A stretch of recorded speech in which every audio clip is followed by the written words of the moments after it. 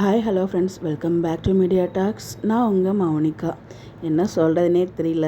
So இந்த எல்லாரும் கண்டிப்பாக விஜய் சென்னை வந்துடுவார்னு சொல்லி நம்ம எல்லோரும் எதிர்பார்த்தோம். அதே மாதிரி நம்ம எதிர்பார்த்த மாதிரியே சென்னை வந்தார். அதே மாதிரி நம்ம சொல்லியிருந்தோம் கண்டிப்பாக காவேரி இப்போ ப்ரெக்னெண்ட்டாக இருக்காங்க அப்படிங்கிற விஷயம் விஜய்க்கு தெரிய வராது. ஸோ வந்ததுக்கப்புறம் கங்கா தான் ப்ரெக்னெண்ட்டாக இருக்காங்க அப்படிங்கிற விஷயம் தெரிய வரும். திருப்பி அவர் போய் மாமா கூட்டிகிட்டு வருவார் அப்படிங்கிற மாதிரி தான் நான் சொல்லியிருந்தேன்.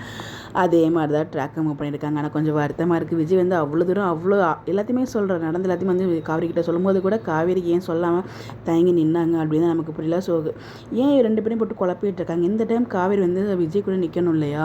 ஸோ வெளியில் என்னதான் பிரச்சனை பண்ணாலும் இவங்க ஹஸ்பண்டுக்கு துணையாக கண்டிப்பாக ஒய்ஃபாக அவங்க நிற்கணும். பட் அது நிற்காம நீங்கள் பிரச்சனைலாம் முடிச்சுட்டு வாங்க, நான் அவங்க வீட்டுக்கு வரேன் அப்படிங்கிற மாதிரி சொல்கிறாங்க. அது என்னமோ எனக்கு இப்போ பார்த்தாலும் அந்த ஒரு டைலாகே சொல்லிட்டு இருக்காங்க. இவங்க வாழ்க்கை டிசைட் பண்ணுறதுக்கு வெண்ணிலா யாருங்க? அவங்ககிட்ட இருக்குங்க வாழ்க்கை டிசிஷன், அந்த ஒப்பீனியன் அவங்ககிட்ட கொடுக்குறீங்க அப்படிங்கிற மாதிரி தான் எனக்கு இருந்துச்சு. ஸோ பொழுதனைக்கும் நம்ம காவேரி இதை தவிர வேறு எதுவுமே இல்லை அப்படிங்கிற மாதிரி ஒரு பக்கம் ஃபீல் இருந்துச்சு. பட் இன்றைக்கி எபிசோடில் சாரதாமாவோட அந்த ஒரு மாற்றம் எதிர்பார்க்கவே இல்லை.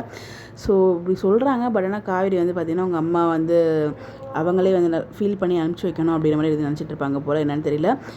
வீட்டில் வெளில இருக்கிறது அவங்களுக்குமே ப்ராப்ளம் அப்படிங்கிறது இன்றைக்கி எபிசோடில் அவங்களுமே சொல்லியிருந்தாங்க. கண்டிப்பாக அதுக்கான ஒரு முயற்சியை நம்ம விஜய் எடுப்பார். அதுக்கப்புறம் எப்படி ரெண்டு பேரும் சேர போகிறாங்க அப்படின்னு வெயிட் பண்ணி தான் பார்க்கணும். பட் எனிவேஸ் இன்றைக்கி எபிசோடில் நான் எதிர்பார்த்தது விஜய் காவேரிட்ட கேட்டது உண்மை இல்லாமல் தெரிஞ்சுக்கிட்டுருவாரு அப்படின்னு நினச்சேன் இங்கே வெளில போய். பட் ஆனால் நமக்கு சொன்னதுக்கு நேர் ஆப்போசிட்டாக அப்படி ரொம்ப சூப்பராக பண்ணியிருக்காங்க. நல்லா பண்ணுறீங்க பாஸ், நல்லா பண்ணுறீங்க. வீக்கா சீன்ஸ் டெய்லி எங்களுக்காக காமிக்கிறீங்க, அது ரொம்பவே ஹாப்பி தான். ஆனால் அங்கே எதிர்பார்த்த மாதிரி சீன்ஸ் எப்போ காமிக்க போகிறீங்க? அந்த கார் சீக்வன்ஸ்னு சொன்னீங்க, நானும் ஷேர் பண்ணி வச்சுருக்கேன். அங்கே நடக்க போதோ நமக்கு தெரியல. அது பக்கம் பயமாகவே இருக்குது. இந்த கங்காவை தாங்கும் போதெல்லாம் நம்ம காவேரி ஒரு நிமிஷம் ஸ்டெக்காகி நின்றுடுறாங்க. அதுக்கப்புறம் தான் அவங்க ரியல் லைஃப்கே வராங்க. அதாவது இமேஜினேஷனுக்கு போய்ட்றாங்க ஏதோ நினச்சிட்டு.